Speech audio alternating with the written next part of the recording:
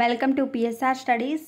ఈరోజు TS ICET 2024 కౌన్సిలింగ్లో వెళ్ళే స్టూడెంట్స్ వచ్చేసి చాలామంది కామెంట్ చేసి ఒక క్వశ్చన్ ఇక్కడ తీసుకున్నాను. తెలంగాణలో ఎంబీఏ ఎంసీఏకి ఫీజు ఎంత ఉంటుంది, అసలు గవర్నమెంట్ ఫీజు రియంబర్స్మెంట్ ఎంత ఇస్తుంది, పూర్తి వివరాలు తెలుసుకుందాం. వీడియో చూస్తున్నారు బట్ చాలామంది లైక్ చేయట్లేదండి. ప్లీజ్ అండి వీడియోని లైక్ చేయండి, ఛానల్ని సబ్స్క్రైబ్ చేసుకోండి. మీకు ఏ చిన్న డౌట్ వచ్చినా కామెంట్ చేయండి అండ్ అఫీషియల్స్ నుంచి ఏ చిన్న అప్డేట్ వచ్చినా అప్డేట్ చేస్తూ ఉంటాను. సో 2022 కౌన్సిలింగ్ డేటాని కనుక పరిశీలిస్తే కాలేజ్ ఫీజు ఏ విధంగా ఉంటుంది, ఏ రేంజ్లో ఉంటుంది అనేది చూద్దాం.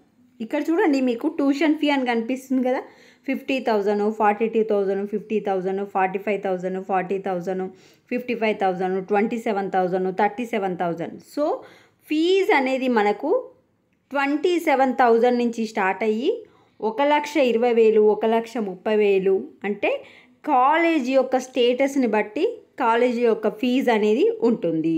ఫర్ ఎగ్జాంపుల్ ఇప్పుడు మీరు కాలేజ్ పేరు కావాలనుకుంటే ఇక్కడ చూడండి, ఇక్కడ సైడ్ కొడితే భద్రుక కాలేజ్ పీజీ సెంటర్ కాచిగూడలో ఉన్న కాలేజ్కి ఎంబీఏకి ఎంత ఉంది అంటే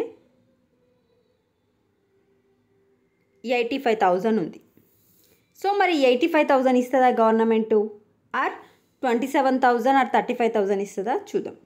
సో ఫీజు రియంబర్స్మెంట్కి కొన్ని రూల్స్ అయితే ప్రవేశపెట్టడం జరిగింది.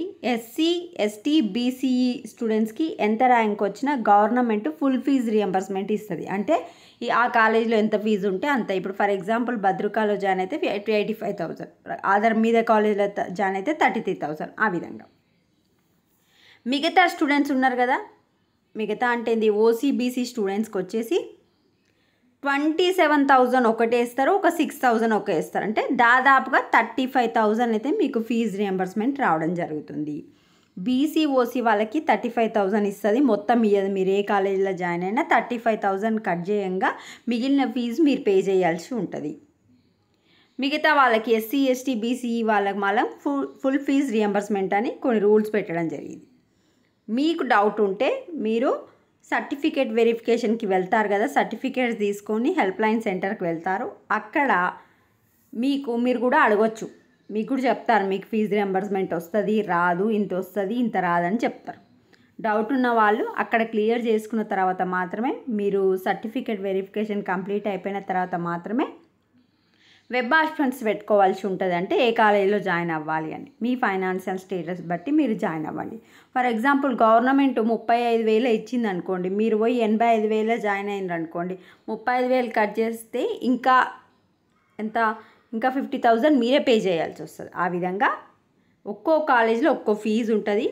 కౌన్సిలింగ్ స్టార్ట్ అయిన తర్వాత ఏ కాలేజ్లో ఎంత ఫీజు ఉందనేది మనకు డేటా గవర్నమెంటే ప్రొవైడ్ చేయడం జరుగుతుంది. స్టార్ట్ అయిన తర్వాత నేను క్లియర్గా ఇంకా ఏ కాలేజీలో ఎంత ఉందో కూడా చెప్తాను.